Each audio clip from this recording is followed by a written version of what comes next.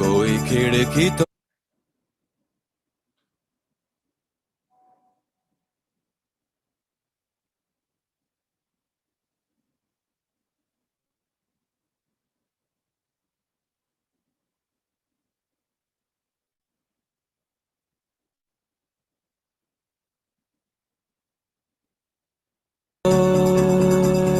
खुली खुली खुली, तभी ऐसा लगे ढली रात है, रात है, रात है। डरी डरी डरी दबे दबे दबे, पैरों से वो चली कांच की घास पे, घास पे, घास पे। खाली सी डिब्बी में हुई वो कैद थी, चंदा की मारी हमने गुलेल थी, तारों की चाबी से खुली सफेद सी सुबह सुबह सुबह सुबह। जुगनी उड़ी नए नए पर दिए, ओ पिंजरा खो, ओ पिंजरा खो।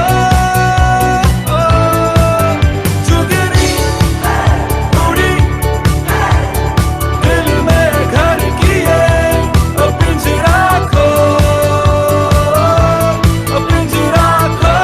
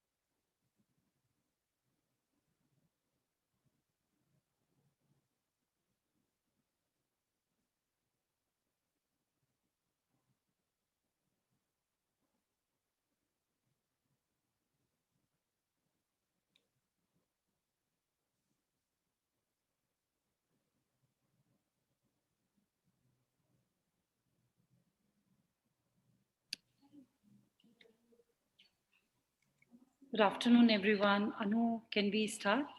Yeah.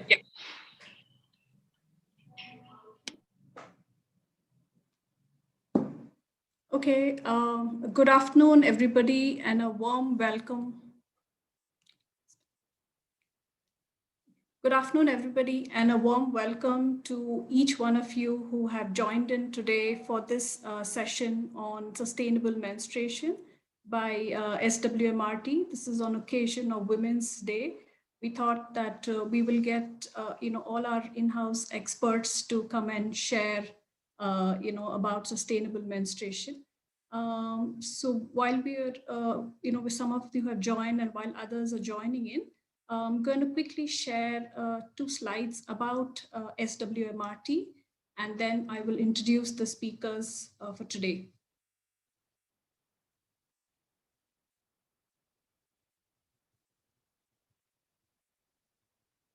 So SWMRT is a collective of solid waste management practitioners, and we have been working in the space of solid waste management since 2009. And essentially, it is about adoption of good practices, sustainable practices, both by the municipality as well as by citizens. And it started off as an informal group, and we have been making a lot of impact and changes over the years, and it has evolved. And we started about segregation at source, dry waste collection, composting, and today we are talking about sustainable menstruation. These are 5 broad areas of the work that we do. Facilitation is about creating models and working with the municipality to find solutions. Advocacy, a lot of policy related work and research on different topics. Campaigns is something that it's very close to us, and we really believe that campaigns are required to bring about social and behavioral change.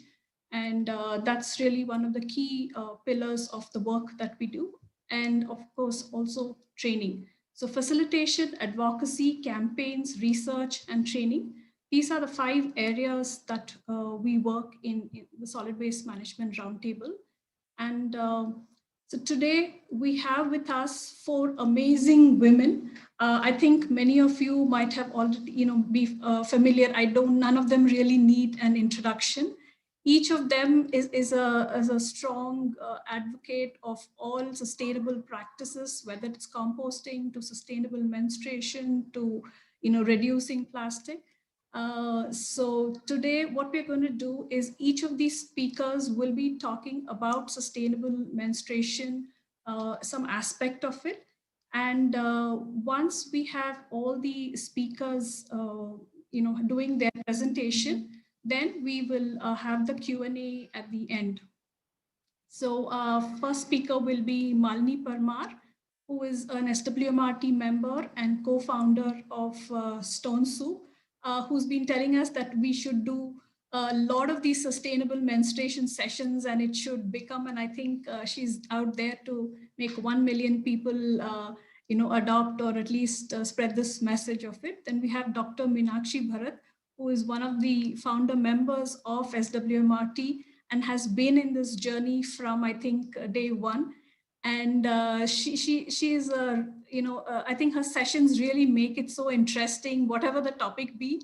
And I think you're going to enjoy that today.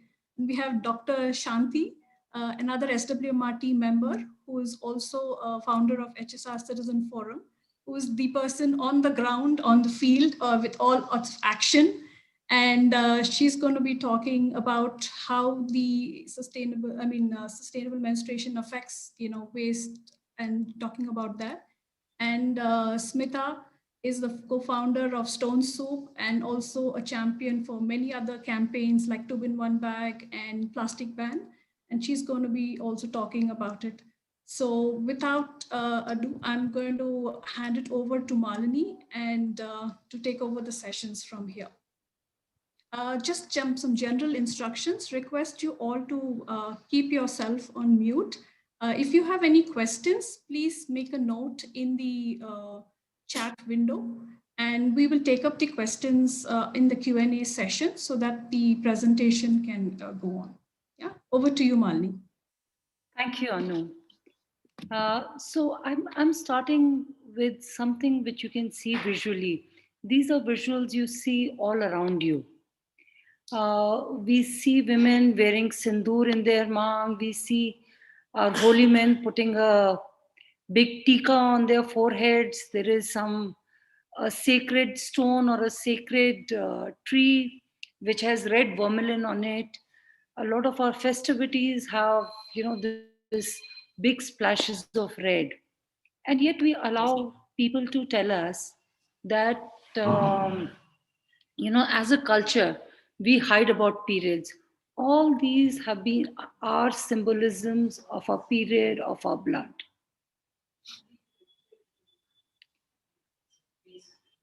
Smita, next slide. Yeah. So if you look at it, even when we talk about women being given 2 days of work or 2 days off and they should be kept, imagine if you were living in a big joint family and you had like 40, 50 people there. So of course there would be a handful of women who would all have their periods together. And our cycles were synced up with the moon. So everyone who was menstruating were kind of menstruating together. Imagine sitting with 15, 20 of your friends in a room, getting a break from work. And as women, we were never getting a break from work otherwise. Enjoying food which was cooked by somebody else. Also training the men and your husbands and your mother-in-laws to do some housework, right? I don't think that would have been so tough. I'm sure I would have enjoyed it. In fact, today, if you look at it, there are red tent movements globally which are coming up, which is trying to do exactly this. And yet, somewhere it's got downgraded. Sometimes culturally, it's become very rigid. All these practices were there to serve us, to make us happier, to make us enjoy our periods. But somewhere down the line, it's become downgraded, it's become a secret to be hidden. Uh, why I feel a simple Marie Kondo principle works, which is keep those things which give us joys, keep those traditions which give us joy, and discard those that no longer serve us, that no longer make us happier. Next slide, please.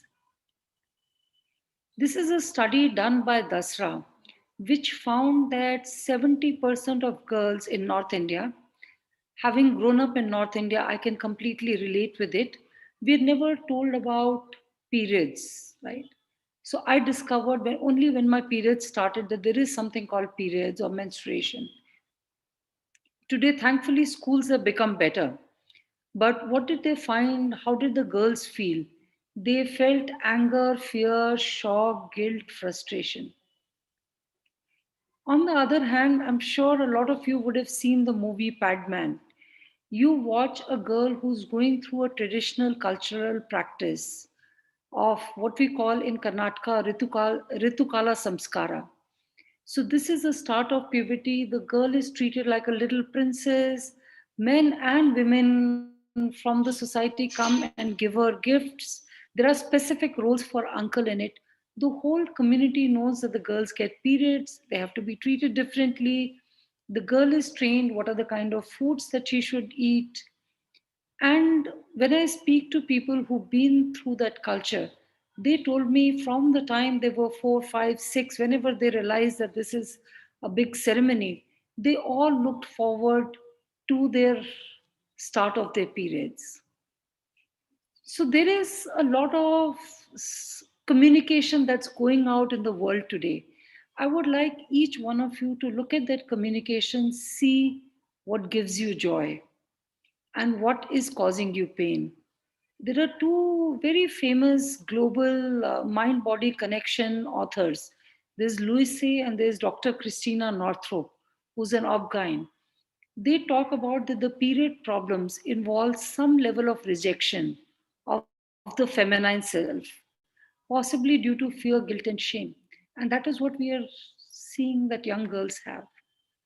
So I'm going to invite my dear friend and doctor who's a gynecologist to talk about health. Meenakshi. Good afternoon, everybody. It's a pleasure to be here, and I look forward to telling you what are the problems that happens to us during our periods when we are using disposable sanitary napkins. And this is what all of us have been using, including me, since the mid 1960s. So most of us do not understand that our uterus is just the size of our fist. Heart and the uterus is the size of our fist. And here, if you can see, there are 3 openings in the perineum in our bottom, one for passing urine, one for passing the blood, and one for passing stools. So this is what it is. And this is the uterus with a tube and ovary, the uterus, and this is the vagina, 3-inch long. This is 3 inches and this is 3 inches. Next. So growing up is very exciting for men and women, more exciting for women because there's so many things happening in our life. And it starts at age 7 when our front teeth, the permanent teeth, start coming in. So it's beautiful. And the girl, as you can see, begins to gain height from age 7. It happens. And the growth spurt is maximum between 7 and 10 years.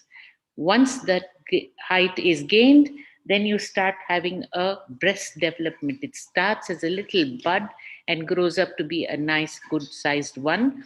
pubic hair and armpit hair starts growing, and this is the time that you need to sit with your daughter, whether you are the mother, the sister, or even the father, and talk to the girl child about periods and what you will use during the periods, which will keep you healthy, which will keep your pockets happy, and which will not destroy the environment.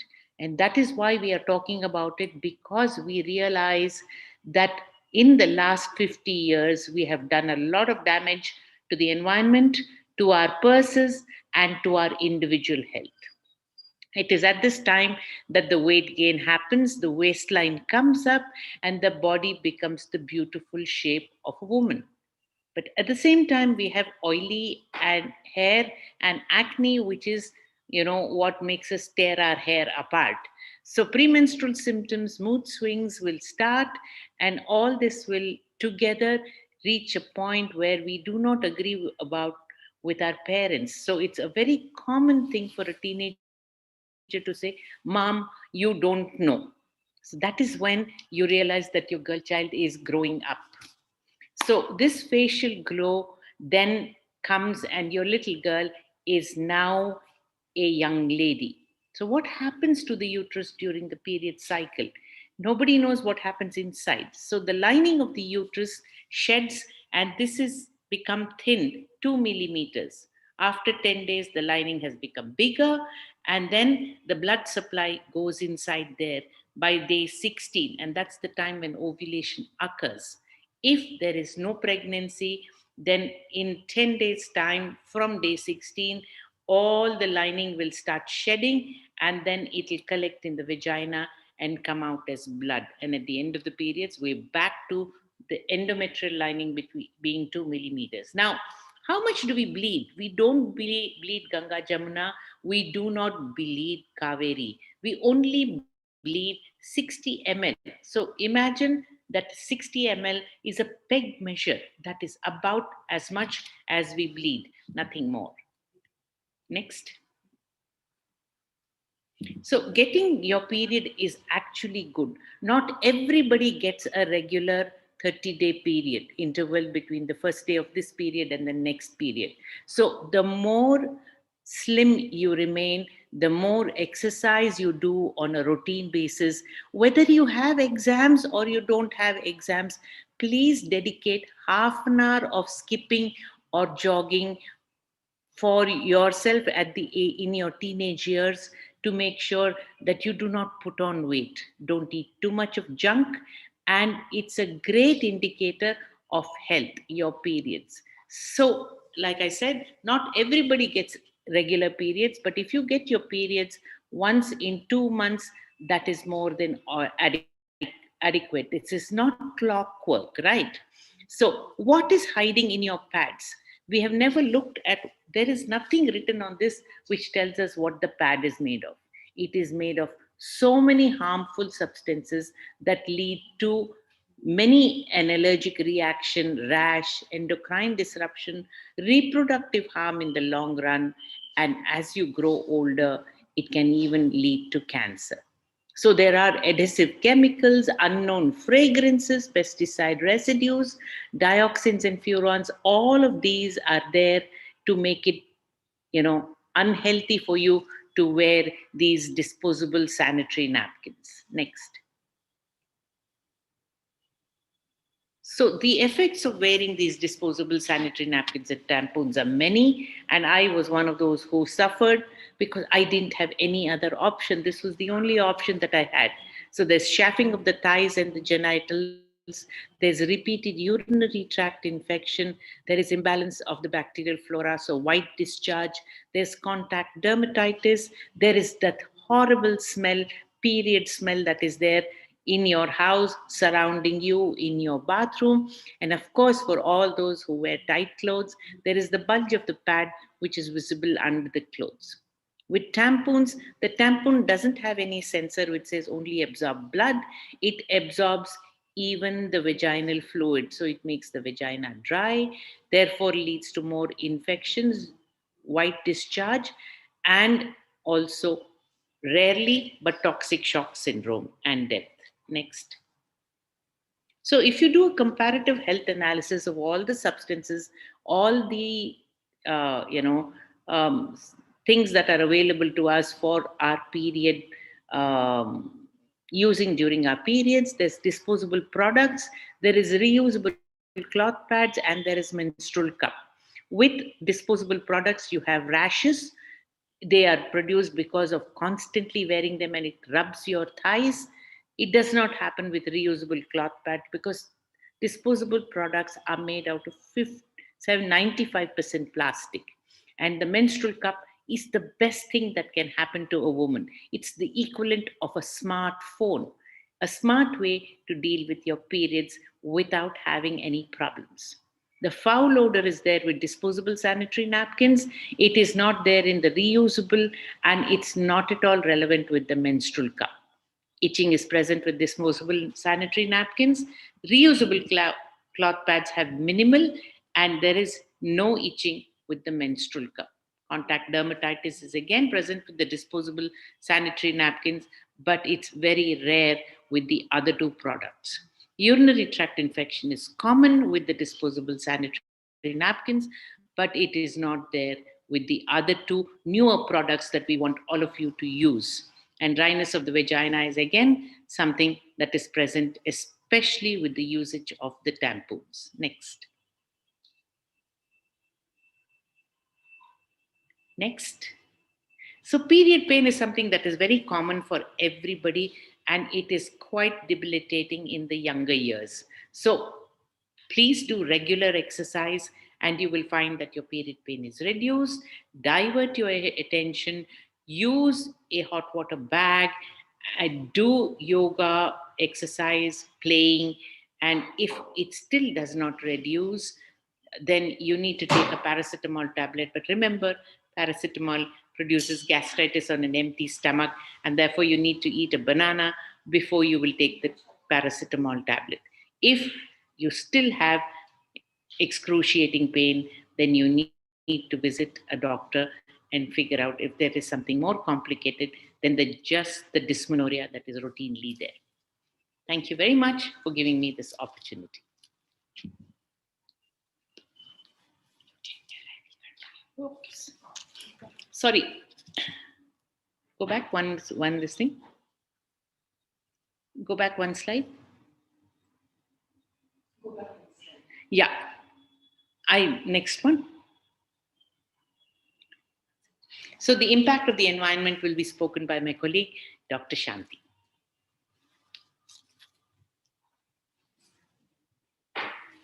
Hi everyone, I'm Dr. Shanti. So Meenakshi spoke about the impact of disposable sanitary pads with loaded chemicals on the health. Listening to her, I don't think any of you will encourage disposable sanitary pads anymore. But there's much beyond that to hear about. So most of the women who use sanitary pads are not aware where is it going. Where is a sanitary pad which you use is going? What is the problem with sanitary pad? Why so much of talk about sanitary pads? Because it cannot be recycled, nor can it be reused. One time use and throw. And the impact of this on environment and indirectly on us, I'll talk about it. Next. Smita. Yeah, so most of you, when you dispose the sanitary pads, if I ask 100 women, where is your sanitary pad going? The answer is to the municipality, whichever state or district municipality is what they collect the sanitary pads. But imagine your used sanitary pad, the Paurakarmikas, the health workers who are working with the garbage is coming in direct contact with the used sanitary pad. Isn't it a health hazard for them? So it is not, someone touching our sanitary pad after disposing. It's a health hazard to the workers. Next. Yeah, there are most women I heard, they flush it out in the toilet. There are two reasons for this. One, women feel ashamed to give the used sanitary pad to the municipality vehicle which comes, because most of the time it is men who collects the garbage. So they feel ashamed or shy to give the sanitary pads to the auto which comes to your doorstep. They feel, why should our auto driver know when there is a woman or a girl with periods in my house? So they prefer flushing it out, especially in PGs. And the second reason why women flush this in the toilet is when they don't find the dustbin. When they're traveling, to some other places, they use a restroom.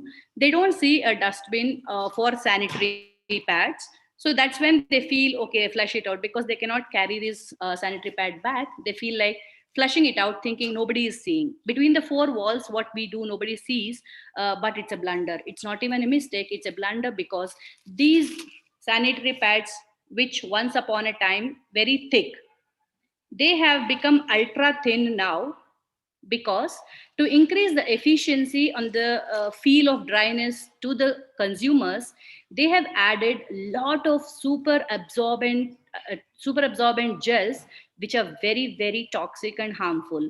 So adding these super absorbent gels has made this sanitary pad ultra thin. But once this is flushed into the drain, these gels absorb as much liquid as possible and bloat up, and they clog the drains. But unfortunately, in our country, still the clogged drains are being cleaned manually. We have seen in our neighborhood so many men losing their life when they get down into the drain to clean the clogged drains. So is it not very sad that, because of this habit of using disposable sanitary pads, people are losing lives? It's not only that. Next. Even if you consider, if you are giving to responsibility to your municipality. Next. Even if you are giving to the municipality, where is it going? Either it is going to the landfill or it is being incinerated. So going to the landfill, imagine so many sanitary pads. When we did a pilot in our neighborhood of one ward, we had had a data of 750 kgs of sanitary waste per day. Imagine 750 kgs of sanitary pads lying as a heap, how big it is. Like that, if you see a city-wide sanitary waste going to the landfill, and each sanitary pad is going to stay there for 500 to 800 years, and see the contamination of the underground water table, the air there, and the soil there. So in one way or the other, it is coming back to us. So don't you think our health and environment are the two things which we have to be concerned about? So when there are so many problems with these chemically loaded disposable sanitary pads on women's health and on the health of environment. Smita, next. Look at this. Whatever goes around comes back to us, right? So when we dispose these sanitary pads in the soil, the underground water table is contaminated. The food which is grown in the soil around, neighborhood of any city, we see landfills everywhere across the small villages. So soil there is contaminated and we are getting back. And if it is broken down into microplastics, that's also going to be a harmful thing. So when there are so many risks involved with these disposable pads for the women and the health of environment, which is indirectly affecting us and our children, then why not think of options which are sustainable and healthy? So here we have Smita Kulkarni with us, talking about the healthy and sustainable options which each woman deserves for this Women's Day. Hi, everyone. So, like Dr. Meenakshi and Shanti and Malini said, if I were to summarize, disposable pads that are being used for period care are bad for health, disaster in the waste management system. But we all think that, most of us know a bit of the problem. Most of us feel the itchiness, rashes, and, discomfort. But we all think that we don't have an option. Options are not, you spoke of biodegradable pads? Okay. Sorry. So we all think that we don't have an option, or probably the option would be something like a biodegradable pad or a compostable pad. Which most of, it kind of reduces our guilt. We think that it gets composted or decomposed, and all the waste management problems will kind of disappear. But sadly, that is not true. Though biodegradable pads might have a few strands of banana fiber or some other starch that they're said to be produced of, but most of it is still plastic. It still needs a leak-proof layer inside. They still have the same bleach and acetone and styrene and all the chemicals that go into a regular pad. Even so, instead of taking 500 years to decompose, they might take 300 years. But we don't have that kind of money or space here on Earth to take care of 355 million menstruating women in India. So what are the solutions? Especially when there are some excellent solutions available. This session is about making each one of you aware of what you can do and to gift yourself a happy period this Women's Day. So let me start, like typical Bollywood style. We'll introduce a supporting cast and then go on to the main hero or heroine or whatever we would like to call.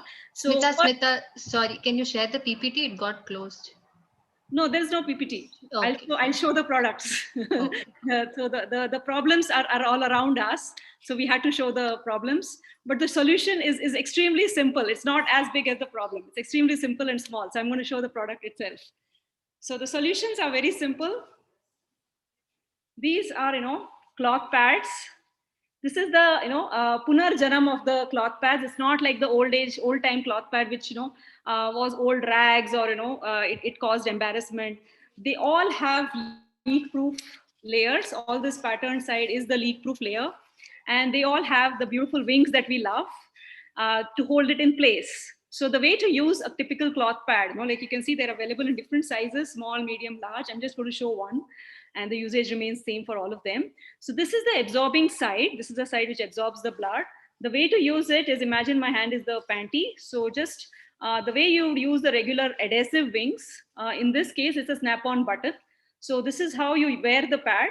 This is the absorbing part, which will absorb all the blood. After usage, similar to like 4 to 6 hours is what you would use a regular disposable pad. So after 4 to 6 hours, what you need to do is open the button, fold it up like this, fold up a used pad like this. And you can carry this in your purse, in your pocket, or many of us, my daughter has been using cloth pads for the last 3 years. So she has a pouch like this. She uses this to carry extra pads, spare pads, as well as to bring back the soiled pads. And once she reaches home, what she does is she opens up all the used pads and soaks it in a mug of regular room temperature water. After about half an hour or so, she squeezes out the excess blood in this and puts it with the regular clothes in the washing machine. You could also wash it with hand.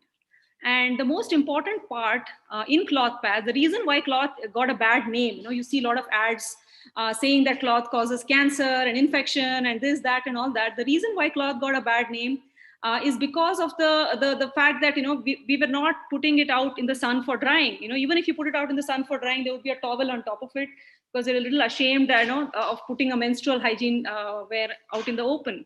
It would be put behind the bathroom or under the cot and other places. So it's very important. Sun is the best sanitizer we've got in India. And now that it's Corona time, we're all very scared of everything around us, and we are trying to double sanitize every single thing around us. So sun is the best sanitizer we've got. We need to use it to the maximum. This has to dry out in the sun, out in the open. If you're a little hesitant of putting it out in the sun, since it's an obviously sanitary care product, since Malini said that we should be actually proud of our periods and something that makes us feminine. So I we don't encourage people being ashamed of putting a cloth pad out. But in case you still have a hesitation, there are different designs available. This is what we call as the Harvard pad because it was made in Harvard. This still has a leak-proof layer. It also has wings, and the usage remains the same. It's just that after washing, it separates. Each layer separates out like this. So when you put it out in the sun for drying, it looks like a napkin, a little more discreet. And of course, since every layer is open, if it is a cloudy or rainy, then it will dry faster as well. In case, okay. So there are other designs as well, wherein, this is a jacket and insert kind of a design, where the jacket is the leak-proof part and the insert is actually a regular fabric, and it opens up similar to the earlier thing that I showed. So there are many designs available in the market, things that you can stitch on your own. You can just use an umbrella fabric and have a nice craft project around making cloth pads yourself. And people who think that, washing a cloth pad is a big deal, it's not so much of a big deal. There are many young girls today who are using cloth pads, and it just feels that much more comfortable, that much more less plasticky to use. It just feels so natural, just like our underwear is made of cloth. This just feels like an extension of it, which is able to absorb and which is leak proof, so it will not cause embarrassment. So other than, like I was saying, the main character, which is the cup, this is what a menstrual cup looks like. And the way to use it is, extremely simple. Trust me on this. So all you need to do is, this is made from medical grade silicone, so it's flexible. Imagine like baby feeding bottle nipples. It's the similar material. So you need to press this like this and make a U. This is called as the U fold. You need to sit in the Indian squatting position. And this is the model of our uterus. Insert it into the vagina. It opens up. It forms a leak lock system with the vaginal walls, and it collects all the menstrual blood. Periodically, what you need to do is pinch the base with 2 fingers like this to release this airlock. Take it out, empty the contents in a drain, sink, a commode, then wash it nicely with plain regular water, just water. Wash it nicely, then fold again and reinsert. So unlike the cloth and the disposable pads, which absorb the menstrual blood, this does not absorb, it collects. And you need to just periodically empty it. This is a reusable cup. Each cup can be reused for up to 10 years. You heard it right, 10 years. The disposable pads are to be used, changed every 4 to 6 hours. The reusable pads, the cloth pads, last about 3 to 4 years. Each cup lasts for about 10 years. I've been using the cup for the past 7 years, the same cup. Nothing has happened. So imagine it's a miracle in the waste management world. And you would think that, what about health? So absolutely no chemicals on this. This is made from medical grade silicone, the same material which is used in baby feeding bottle nipples, in silicone breast implants, in catheters, stents, chemoports, extensively used in the medical field because it's known to be an inert and non-reactive material. So it's absolutely good for health. It's safe for health. It's good for the environment. It's literally trash free. But most of all, it is a sheer comfort. You can swim, dance, travel, go anywhere. I've traveled on trains. I have gone to Sikkims and, hiking and anywhere, right? And people have run marathons using the cup. And this is something that's a huge, huge enabler. Something that periods become invisible, right? In fact, if you would ask me what's the problem in using a cup, the only problem is you forget. You need to empty the cup every 12 hours, depending on your bleeding. If you're a heavy bleeder, you might have to empty more frequently. But maximum, even if you're a light bleeder, even on the spotting days, you have to empty the cup every 12 hours, even if there's nothing collected in it. Just empty whatever is there, wash and wear. So there are times when at night, I am a regular bleeder, so I empty the cup once in the morning while taking bath and once at night before sleeping. And that's about it. But there are times when I go home and I'm so tired that I forget to empty the cup. So during periods, I have an alarm on my phone at 9 o'clock to empty the cup. But imagine the luxury. When was the last time you had your periods and you forgot? Even if you're sitting and watching TV, you're constantly aware that there is something wet, there's something between your thighs. So this is the luxury that this cup offers you. It's absolute liberation. And there's always a hesitation of inserting products, which is why tampons have not done well in India. We are too scared, and it is a scary proposition. I myself was scared. I bought the cup and actually tried it on after 6 months of deliberation. Every month I would look at it, think about it, and not use it. But at the end of 6 months, I tried it on, and it's been 7 years and not stopped talking about it. If you've heard of the menstrual cup, you have heard about it from someone who's using it. There are no big ads about it, and there are no programs on it. Thankfully, I'm very glad that, for such a sustainable menstruation program, so many people registered today and you're here today. But the only way this movement has spread is by word of mouth. Every cup user is standing on the rooftop and screaming about it. So that's all I have to say. So there are excellent options available to disposable pads, which are reusable cloth pads as well as reusable menstrual cup. So I would urge all of you to try. What we usually recommend is until the age of 18, go for the cloth pads. And after 18, it's much, you will get more inspired to use the cup. Most of the girls we know are wanting to use the cup. They're wanting to try the cup. So, and we know many people below 18 also who are using, but people who are above 18, you have no excuse. You have to try the cup.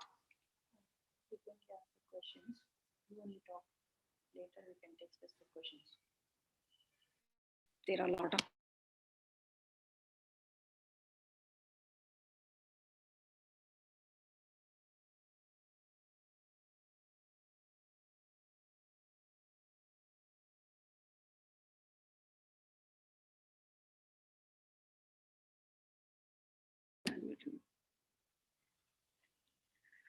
Hi, everyone. So we will take some of the questions now, the questions on the chat box. Sadhana is asking that, Anaga is asking, does menstrual cup insertion cause pain? Meenakshi, would you like to join in answering the question? Menstrual cup insertion, it's all about what time you try. Please try during your periods. So during your periods, the vagina is fairly lubricated and should be easy to use the cup. The most common position that we suggest, is the Indian squatting position. That's when the pelvic muscles are most relaxed and it's easy to use the cup. But half squat or sitting in the commode position also works just as well. So you will figure out, but initially you try the squatting position, it will go in very easily. There is no pain because you have to fold it to insert. If you find this as a big fold, then there's another fold called punch down fold, where you take one edge of the cup, put it inside like this, and then insert. So since the mouth is fairly smaller, it goes in and it opens up like this. In the initial phase, please use a lubricant, and the simplest lubricant that is available for us is coconut oil or Vaseline. If you use that on the edge, Smita, show the edge, punch down. If you use it on that, and then you can, insert it with ease. So do it in the bath area of your bathroom, squat, put one knee down so that your muscles are relaxed. Sometimes you need to have a bath before your muscles get relaxed. Do that, it will really help. It's just 2 or 3 insertions and removals that you need to worry about. Once you have learned that art, it's like inserting the lens, contact lens in your eye. Initially, we are all scared of it. Afterwards, we become very comfortable and run. Try it. Don't be scared of it. It's as simple as you're having intercourse. Initially, the first night, it's not comfortable. Once once you get used to it and you are comfortable with your partner, it becomes very easy. The same way, this is like your partner. You need to become comfortable with your menstrual cup. Then for the rest of your life, till you become menopausal, you'll be actually absolutely free. So someone is asking that, how to take care of the cup. All you need to do is wash it in warm water and dry it before storing it once your periods are over. So typically menstrual cups will come in a cloth pouch. So after use, after your periods are over, you wash it nicely and store it in that breathable cotton pouch. And when your next periods come again, between when your periods are going on and every time you empty, all you need to do is just wash it nicely. And don't dry it, so that water itself acts as a lubricant to help you to put it inside. Yeah, during periods, when you want to wash and reinsert, there's no need to dry. Just wash it with plain water and reinsert. Don't use any soap because the vagina is acidic and the soap is alkaline. If you will use soap, even if you have washed the soap nicely, there will be few suds left behind, and that can change the pH of the vagina. Then you will land up with vaginal infection, and you will blame the cup. The cup was not responsible for giving you the infection. The soap that you were using to clean the cup was responsible. And again, the blood in the cup does not smell because it doesn't undergo any changes. There is no bacteria that grows in the blood, unlike the bacteria that grows in the pad. The pad acts as a medium, the blood comes on it, and the bacteria from the vagina will come out and settle on the pad, and that is when your all your smell comes in the pad. So with the cup, there is absolutely no smell. And when you are using the cup, the pharmacy man doesn't know that you are getting your periods. Your mother-in-law in your house, or your mother in your house, or your husband in your house doesn't know that you're getting your periods because there's no smell in the bathroom. And there is nothing to dispose of. So the Paurukarmika, or the lady man who collects the waste, doesn't know that there is a pad coming in. And if you're a dog lover, the dog doesn't know that you are having your periods. So it's truly Transparent. The periods are transparent. You yourself will not know that you're getting your periods. It is so you yourself will comfortable forget. when you use the menstrual cup. So don't get worried. Yes, there is a learning curve. ABCD didn't come in a day. The same way, use the cup and insert it inside and remove it. But relax. The mind, if it is, worried, the bottom will also, the muscles will be tight. Right. And how do you remove the cup, Smita? Yeah. So I'll just show again. This is the cup that you've inserted. You need to take 2 fingers and pinch the base of the cup to release the airlock. Take it out, empty, wash, and reinsert. So some of the cups, some of the cups have a stem. So, don't think that the stem is to take out the cup. It is not. If imagine there's an airlock and you try to pull it, with the stem, you'll end up hurting yourself. So the stem is just there to locate the base of the cup. So you anyway need to pinch the base to release the airlock, then take it out. Also, please cut the stem to the right size. The stem cannot be sticking outside the vagina. It can't be sticking there. So if you are using a stemmed cup, please remove the, cut it as close as you can so that it's just there as a knob. Remember that ideally, that is why these girls went and removed the stem, to make it proof that you will not get tempted to pull on the stem. So Honey and Ambili, I know you've got your cups, but you've not tried it on. Please go ahead. I think somebody was asking about the size. I think there was a question about which size is suitable or something. There was a question about it. All right. So ideally, the vagina is a organ that gets flattened out like this. Where is it? I'll do that. Okay. So it gets flattened out. So when you put the cup inside, it opens up. So most cups, you don't need to use anything but the regular cup. If you use the regular cup, that is more than adequate. Remember, ideally, after your delivery, you must do leg raising exercises and Kegels exercises to make sure that your bottom, muscles, the perineal muscles become strong again, because during delivery, the perineal muscles have got stretched out, and therefore you will have looser perineal muscles. So therefore, please, this is a great reason to do exercise so that your menstrual cup will sit comfortably. Secondly, the menstrual cup will not pop out. So don't get worried about the menstrual cup falling off while you're going walking. It cannot happen.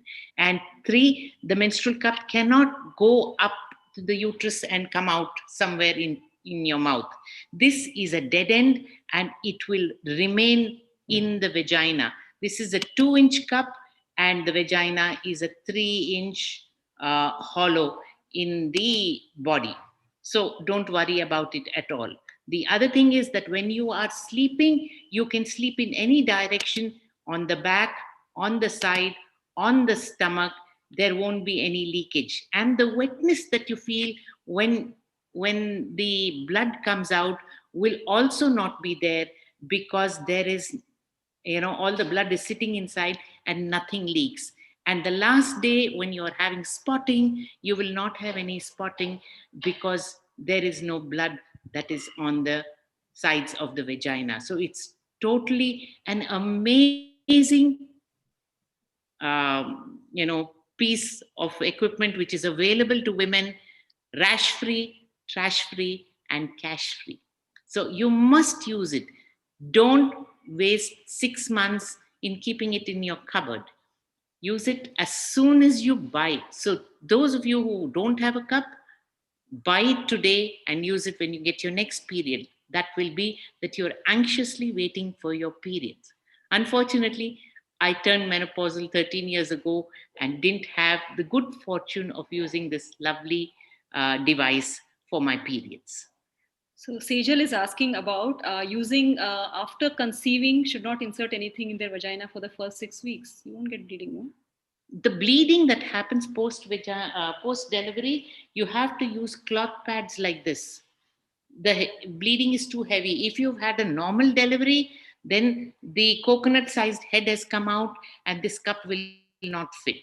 But if you've had a cesarean section, you can use this cup. But usually you will need to use a cloth pad also post delivery. So the first 15 days after you've delivered, you will have heavy bleeding. So you will have to use a cloth pad plus a cup. If you've had a cesarean section, if you've had a normal delivery, you have to use cloth, because the coconut sized head has come out. So no way. But by the time you finished feeding your baby and you've done some of those exercises that I've asked you to do, then you will be able to, by 8 months post delivery, you will be able to use the menstrual cup. So Vaishnavi is asking, Meenakshi has spoken already about not using any disinfectant, no bacterial washes, vaginal washes, or any of that, unless a doctor has advised you for it, okay. No, please don't use any V-wash or Dettol. The vagina has got lots of bacteria in it which normally live there. Now, if you wash it with something, then the normal bacteria, the usual ones that live there, will be washed off. 95% of them are normal. And then the 5% which is infective will land inside and they will give you white discharge and infection. So please understand that is most important. Priya, you're asking about, Shweta is asking about lumps that you get during those days. You're talking about clots, I think. Clots. So the clots will also stay in this. It just means that maybe once in 4 hours on the heavy flow day, day 2 or day 3, that you have heavy flow, you will have to pull it out, wash it and put it back again. So we can't tell you that you have to pull it out only once in 10 hours and once in 8 hours. You have to titrate it yourself. You have to figure it out, change as often as you can. If the amount of blood is only this much, then you don't need to worry about changing it. But if it is there, or if there is a little bit of watery discharge that is coming out, that means your cup is full. The solid part of the blood is down there, but the liquid part is coming through the little holes on the top.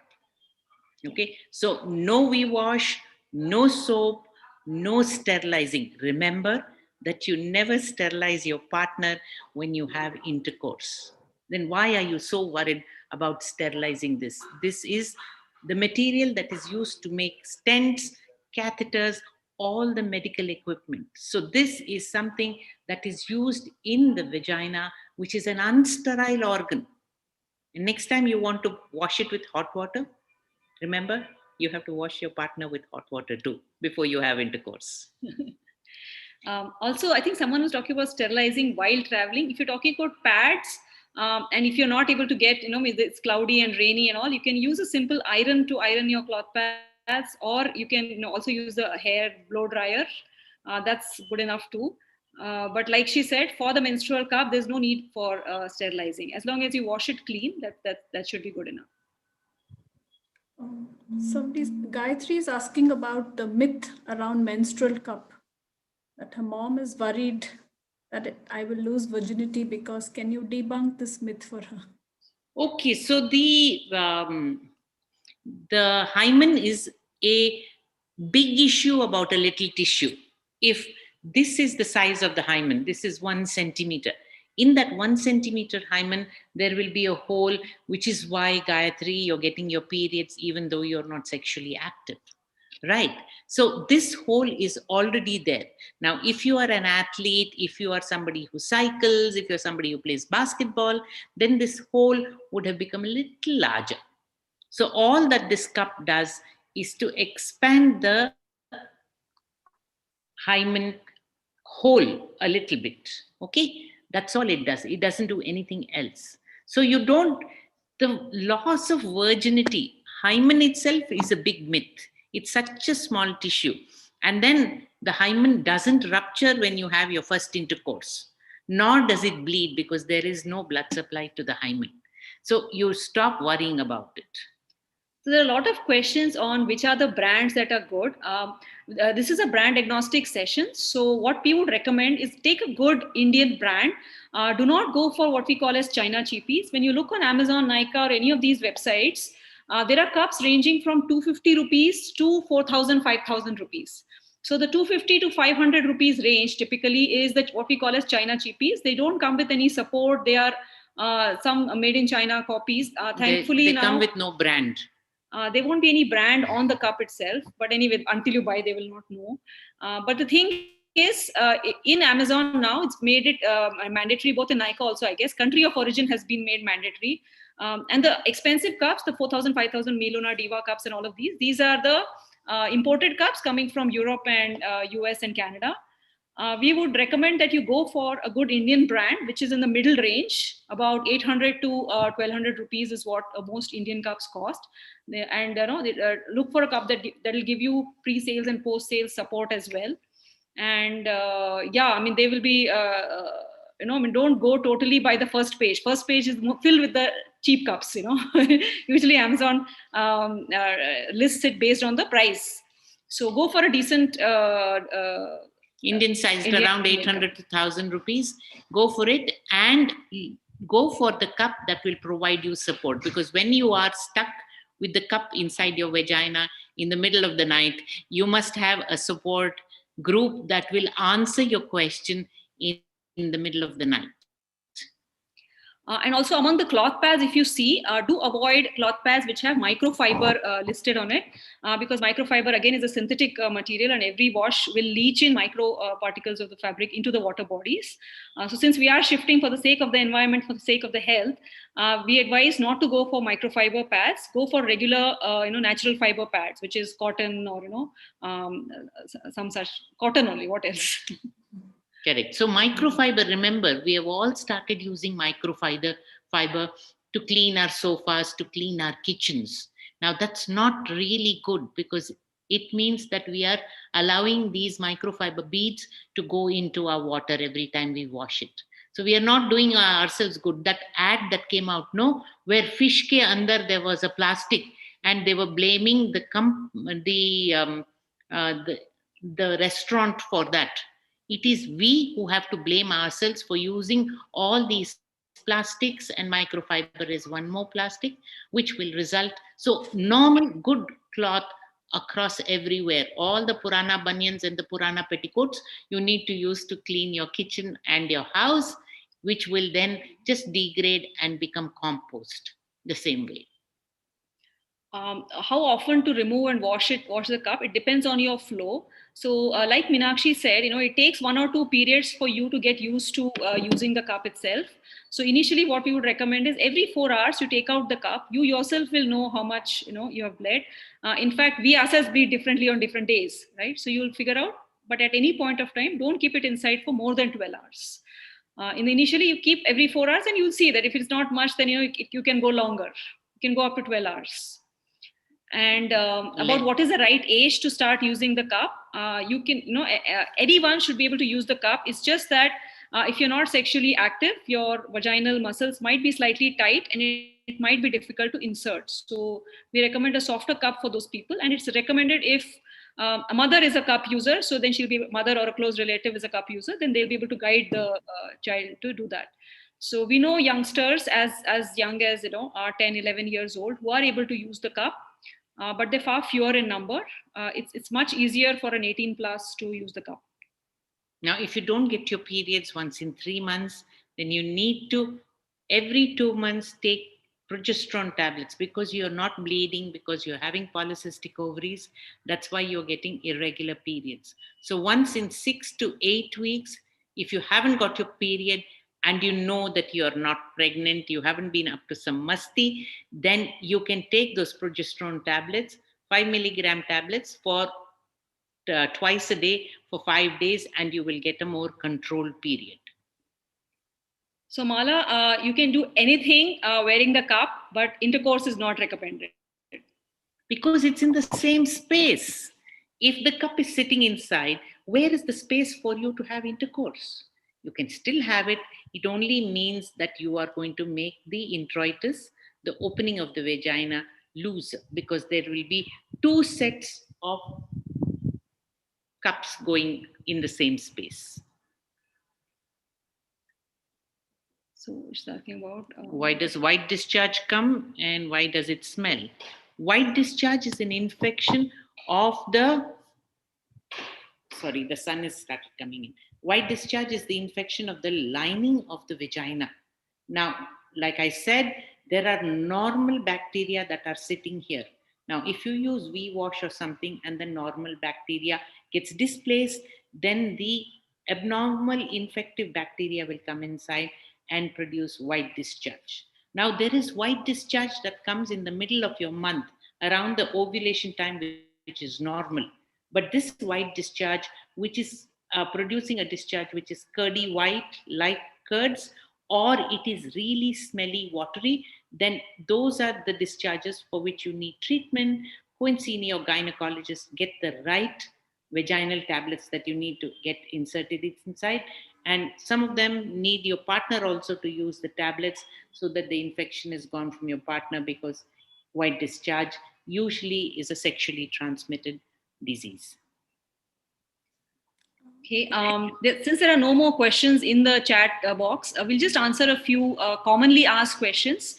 One is typically, can we pass urine, or do we have to take out the cup before passing urine or a stool? The thing is, we have 3 separate openings down there. The first one is the vagina. So the first one is the urethra, from where the urine comes. The middle one is the vagina, from where period blood comes. And the third one is the anus, from where the stool is passed. So we need to insert the cup in the middle hole, which is the vagina. So it does not interfere with passing the urine or the stool. It's just that, even if you're constipated and you might end up putting a lot of pressure, the cup will not come out. There is a tight cartilage at the beginning of the vagina, which will stop the cup from will stop you from giving birth to the cup, literally. So yeah, you don't need to remove the cup before passing urine or passing the stool. The other thing is about, this looks small and how much can it really hold? So typically, an average woman will bleed about 50 ml in her entire 5-day cycle, 50 to 60 ml. And the capacity of this is 30 ml. So don't worry about it. Even though it looks less, the thing is on the pad, because it's similar to blotting paper, even a small drop gets spread and it looks like, the pad looks like full of blood. And it looks like you're a heavy bleeder. Most people whom we ask, they all claim to be heavy bleeders. But when you actually collect the blood, it's not much. So if you are a really heavy bleeder, you need to just empty the cup more frequently. Also, you need to see your gynecologist. You need to see your gynecologist on what is the cause for heavy bleeding. Yeah, there's one last question about how to take away the cup. I think Smita already explained it, but I'll maybe just you explain can the inserting and taking out once more. So one of the most popular folds is what is called as a punch down fold. You just take one edge of the cup and push it inside, so that the lips of the cup become relatively smaller to insert. Like this. So you squat in the Indian squatting position and insert into your vagina like this. So on the other side, you keep pushing, it will open up. and it forms an airlock with the walls of the vagina. The cup should be completely inside. It should not be half out like this. It should be completely inside. If it is here, push it further inside. And to take out, what you need to do is again sit in the Indian squatting position. Use 2 fingers to pinch the base of the cup like this. Pinch the base of the cup and take it out. Empty the contents in the drain, wash nicely, and reinsert. This is the U fold, and this is the punch down fold. I use the U fold. I'm able to insert with that itself, but many people find the punch down fold much easier to insert. How often is it advisable to visit a gynecologist to ensure everything is all right with your vaginal health? Just the time when we not to also take a break. Okay, I think we need to unless there is focused on this. I think more on sustainable menstruation. So the not session so is much more on focused on period care options rather than period health itself. Since Meenakshi is a gynecologist, she will be able to answer this question, but she's not here at present. Listen to your body. If there are no signs that that look out of the ordinary, if you're bleeding and period regularity and cramps, everything is as it was has been for a long time, and there are no signs of change, there's no need to visit the gynecologist. But if you see anything different, the color of your blood during periods is different, then you need to see a gynecologist. Meenakshi, she's asking how frequently to see a gynecologist. Once a year. Once a year, okay. And I think they were also asking the name of the tablet, but I think it's better they have to see their doctor, I guess. Yeah, please see the doctor once, then you will get the right tablet. I can always prescribe the tablet, but that's not the done thing. To all the participants, maybe we just wait for another few minutes if there are any questions. We have shared a feedback form in the chat window. We'd request you all to please give us your valuable feedback. It'll be really useful for us. Any other questions, you're more than welcome to ask them. We have another few minutes before we close the session. So there are quite a few websites that are there. greenthered.in. If you see, all of us are wearing green and red saris. So greenthered.in is one of the sites that is available. There is also stonesoup.in, which is available as a website which answers a lot of questions, and there are a lot of videos. There are many people across the country who are supporting and spreading the message of sustainable menstruation. Meet the person in your local area, in your city, and you will have somebody to guide you very well. Now that it's COVID, most of us have discovered how to connect virtually. So her email ID is meenakshibharat@gmail.com. Write to any of us if you want to host sessions in your community, in your corporate, whatever, in your group. We would be happy to take more sessions like these. And you can also look at a variety of videos and resources available online. We all keep trying different things for different stuff. And we as environmentalists primarily believe that, we should do away with disposables in every sphere of our life. We should reduce the waste footprint as far as possible. And though there are many so-called eco-friendly disposables available in the market, do go for reusables. Don't think that, this is, plastic water bottles are just as good because they are plastic chairs, Nilkamal chairs, all these are just as good because they don't, they're not use and throw. They last for a very long time. So anything that's reusable is always preferred than anything that is disposable. We don't have that many resources available on this planet today. So make the shift, whether it's cloth pad or menstrual cup. If you look at the cost factor, 1,000 rupees may seem like a lot of money to spend on a menstrual cup. But a pack of disposable pads comes for around 150, 200 rupees.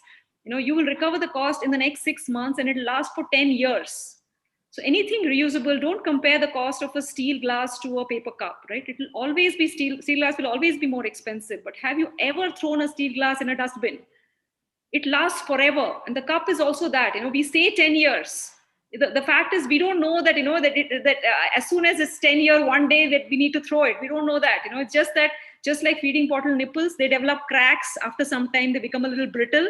That's what we are guessing that it will become. And you may have to shift to another cup. But if it's just as good, you can continue using it for much longer. So anything reusable has a much longer life, and it uses that many lesser resources from the earth. So not just for environment, also for whatever is good for environment is typically good for the health, and whatever is good for health and environment is typically good for the pocket in the long run. So don't look at short-term costs, look at long-term costs. Even for cloth pads, many brands have this really nice period set. You have a few panty liners, a few medium-sized pads, few large pads, a little pouch to carry all these things. So it's an excellent gifting set. And the newer generation is actually, we have very high hopes on them because they are more eco-friendly, they're more conscious, and they're more open to trying new things. So spread the word, help us spread the word. And if you also want to join us, do drop in emails to us, and we'll be happy to increase our reach. In fact, that's why I'd request if you all can, fill up the feedback form, because we're also asking if you'd like to volunteer, do you want to organize a session? So then we can reach out and get back to you. Please do share your number so we can, also add you onto some WhatsApp groups for further support if you would like. And that's why it's important that you please share your feedback to us. And I think, so thank you so much, Smita. I think Dr. Meenakshi is also somewhere around there. So thanks. And, Shanti and Malini had to, I think, leave for another program. So thank you all for, enlightening the participants today. And as usual, a brilliant job you guys do. And thank you so much for being on this special session on sustainable menstruation. Thank you to all the participants from the SWMRT team. Do subscribe for us on Facebook. We are on Insta. We are on YouTube. And today's session will also be available on the YouTube link. I think that's also been shared in the chat window. So this video is going to be there. If your friends didn't make it today, please suggest and say what value you have got and ask them to have a look at it. We'll share this link to all the others who have also registered and couldn't make it today. So I think with that, we'll come to the end. Thank you so much. And a happy Women's Day to all the folks signed in, and hope this will bring about a change and something new to try out this Women's Day. Yeah. Okay. Thank you. I'm just going to be a few minutes till people, kind of would like to sign up on the feedback form. Well, the others can leave it, and then we will close the session. Thank you.